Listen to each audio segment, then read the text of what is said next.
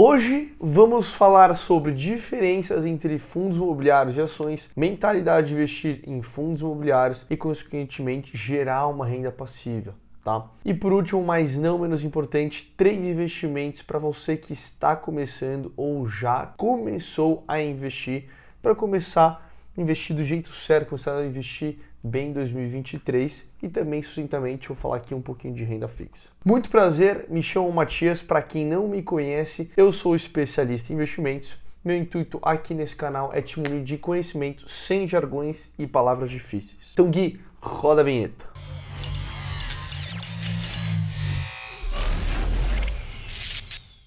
Antes de começar rapidinho aqui, eu vou falar para vocês que é o que eu falo diariamente lá no Instagram e também falo aqui um pouco em outros trechos de outros vídeos aqui no canal, tá? Então, lembre que é muito importante sua inscrição e seu like, mas só se você chegar ao final desse vídeo e aprender alguma coisa e se você obviamente gostou do conteúdo, beleza? Faz sentido? Então vamos lá para as diferenças entre ações e fundos imobiliários. Eu separei 2 principais indicadores que são indicadores do desempenho médio das cotações das ações negociadas na B3, que é o Ibovespa, e o desempenho e performance médio dos principais fundos imobiliários negociados na B3, conhecido como IFIX, tá? Então, ao olhar a volatilidade comparada entre esses dois, conseguimos ver que o Ibovespa é mais arriscado por conta da volatilidade do que o IFIX, que representa os fundos imobiliários na bolsa. Então eu achei uma pesquisa aqui do Grupo Primo, faz uma comparação de 2013 até 2022 dos resultados dos fechamentos. Então o resultado foi que o IFIX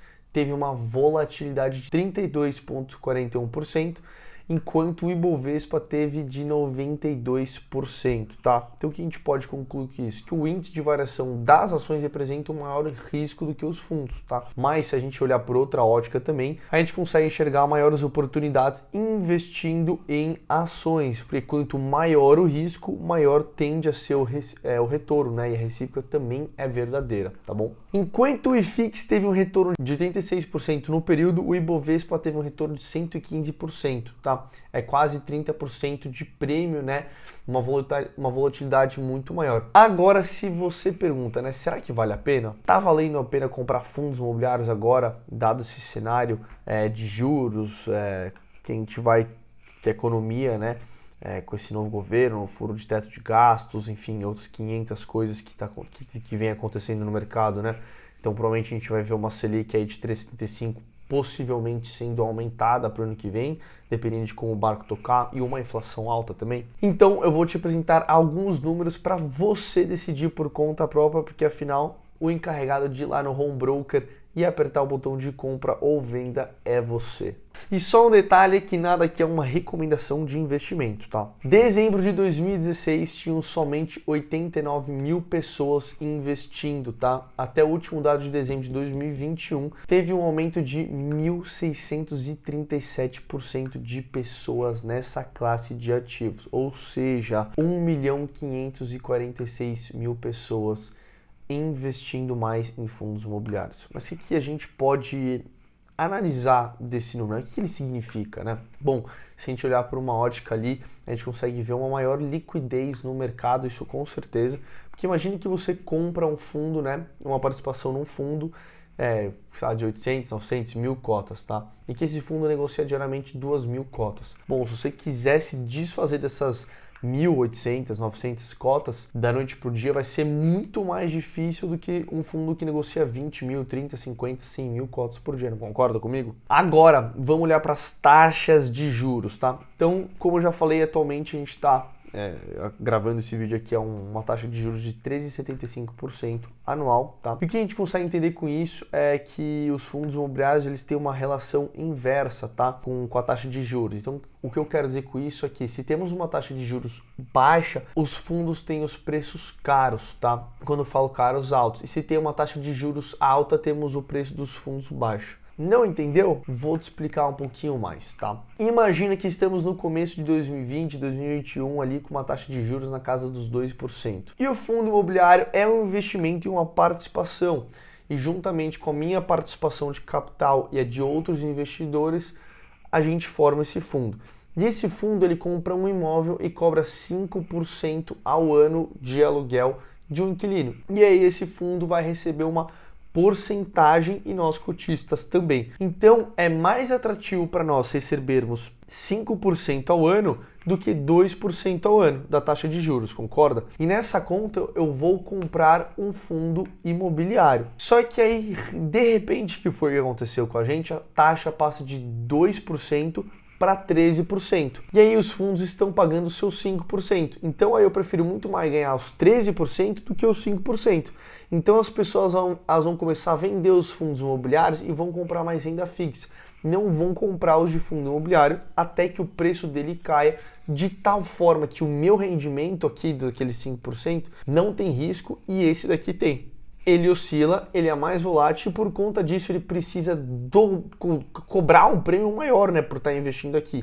Então, quando a taxa de juros sobe, o preço do fundo imobiliário cai, para que o dividend yield dele suba, tá? E aí a gente continua esse ciclo de tempos em tempos. Então agora a gente está passando por um ciclo que a gente está com uma taxa de juros alta e o preço dos fundos imobiliários, principalmente de tijolo, estão muito descontados do que eles realmente valem. Então, há um prêmio de se comprar aqui, há um prêmio de se comprar aqui. É tão atrativo você investir em renda fixa, mas a gente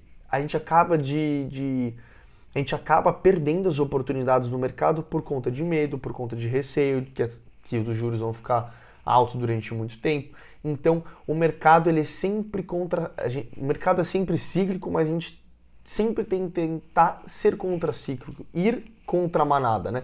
Enquanto a manada compra muito renda fixa, cara, os fundos imobiliários eles estão muito descontados. Imagina que há 2, 3, 4 anos, não sei quando que for baixar a taxa de juros. Cara, esse preço aqui vai começar a fazer isso aqui. E aí o que as pessoas vão começar a fazer? Vão vender renda fixa e vão comprar fundos imobiliários. Por quê? Porque o custo-oportunidade está melhor aqui. Agora se liga nesse gráfico para comprovar para vocês a relação negativa que eles têm. Ai, Matias, mas sabendo disso eu não deveria comprar renda fixa? Foi mais ou menos o que eu acabei de explicar. Agora o que eu te pergunto de volta, você quer comprar os fundos imobiliários depois que os preços deles subirem ou comprar enquanto muitos ainda estão descontados? E além disso também, ao investir em fundos imobiliários, você vai recebendo dividendos isentos de imposto de renda todos os meses. Mais um motivo aí para você repensar ou pensar na sua tomada de decisão. E agora vamos para os 3 investimentos para você começar a investir sem precisar ter grandes conhecimentos para começar 2023 com o pé direito. Acho importante explicar, antes de falar um pouquinho mais sobre o ativo em si, que eu vou falar agora, sucintamente, tá? O que seria a renda fixa? Tô de coberta. Que dia que é hoje? 22 de dezembro, velho. Porra, era pra estar aquele calor do caralho, verão, sol, pá, frio, vento, mano, caralho. Se você está pensando em investir em qualquer ativo de renda fixa, você tem que saber que você vai estar emprestando o seu dinheiro para colher uma remuneração em cima dele no futuro, que é conhecido como juros. É basicamente isso. Então, no universo de renda fixa, existe vários nomezinhos ali que são veículos de investimento. Então, imagina uma carroceria de um carro, né? A carroceria de um carro, por exemplo, aqui, pode se chamar CDB, LCI, LCA, CRI, CRA, debêntures, COI. E o que vai mover essa carroceria, esse carro, são conhecidos como os indexadores. Então temos indexadores atrelados à inflação, por exemplo, o PCA, temos de juros, que é a Selic, e temos uma mescla das duas. Então, resumidamente, dentro dessa analogia, você pode emprestar o seu dinheiro para 3 entidades diferentes. Uma que é o governo, que é através do programa chamado Tesouro Direto. Outros são as instituições financeiras, são conhecidos como os bancões, e o terceiro são empresas privadas, conhecido como crédito privado. Então bora para o primeiro investimento aqui. Ele foi lançado recentemente e o ticker dele é conhecido como LFTS11, tá?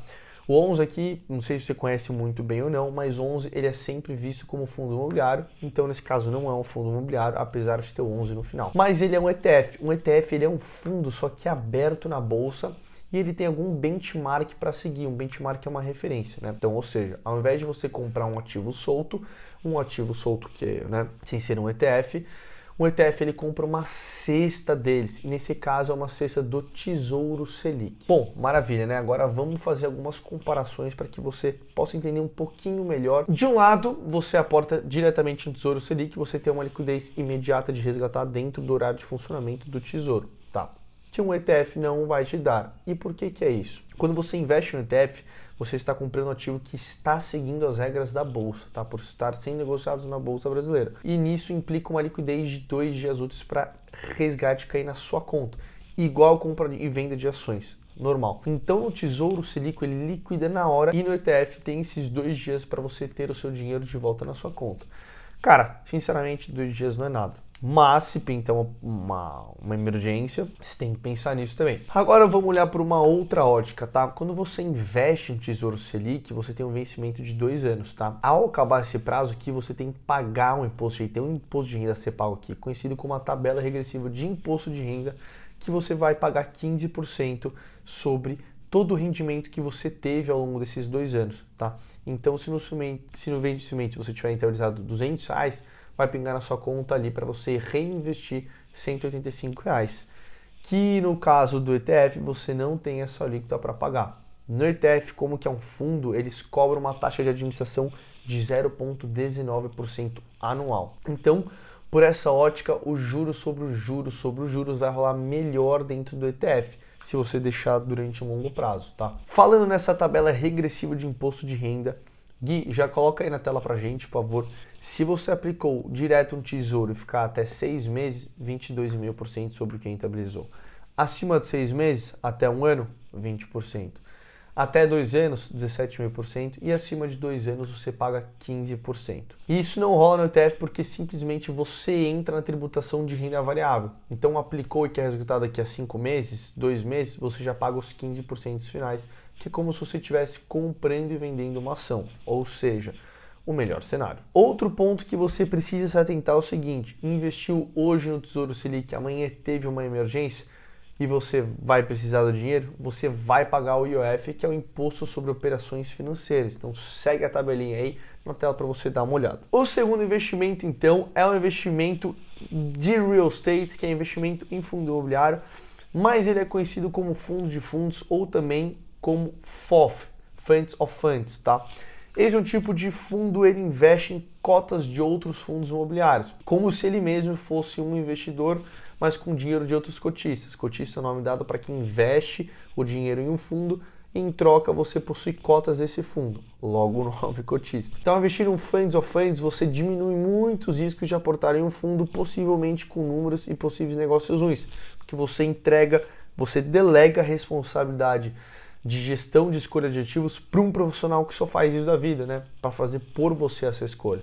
Então, fora a diversificação de investir em outros fundos, e não só em um também. Indo para o terceiro investimento para 2023, na verdade aqui eu vou passar 2, mas é como se você pudesse escolher um, e também não que seja uma recomendação, mas só te dando 2 opções dentro da terceira opção aqui. Mas dentre todos os dados que eu passei no começo do vídeo, você vai conseguir fazer um raciocínio melhor do que serviria melhor para o seu perfil de investidor. E esse terceiro investimento é um ETF. Então, ao investir em um ETF, você replica a cota dos fundos imobiliários e ações mais negociadas na bolsa. Ou seja, você estará investindo em ETF no IFIX ou ETF do Ibovespa.